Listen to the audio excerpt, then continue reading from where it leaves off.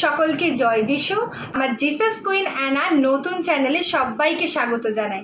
আসুন আমরা পবিত্র বাক্য পাঠে যাই আর আমরা পিতার বাক্য শুনে 70 গুণ 80 গুণ নয় 100 গুণে ফলবন্ত হতে পারি আর বাক্যের পথে যেন আমরা চলতে পারি সর্বদা। আজকে আমরা পড়ব গীত সংগীতা 1।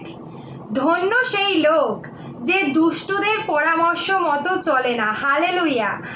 পাপীদের পথে থাকে না, ঠাট্টা বিদ্রুপকারীদের আড্ডায় বসে না, বরং সদা প্রভুরই আইন কানুনে আনন্দ, আর সেটি তার দিন রাতের ধ্যান।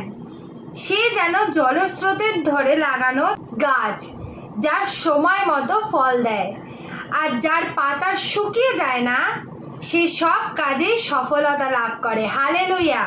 কিন্তু দুষ্টেরা সেরকম নয়, তারা যেন বাতাসে উড়ে যাওয়া তুষ।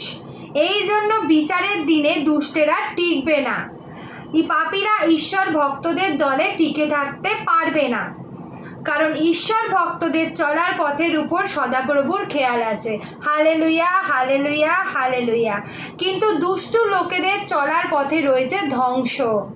ইয়েস লর্ড, দুষ্টুদের চলার পথে রয়েছে ধ্বংস, কিন্তু যারা তোমার আরাধনা করে, যারা তোমার প্রার্থনা করে পিতা, তাদেরকে তুমি রক্ষা করো।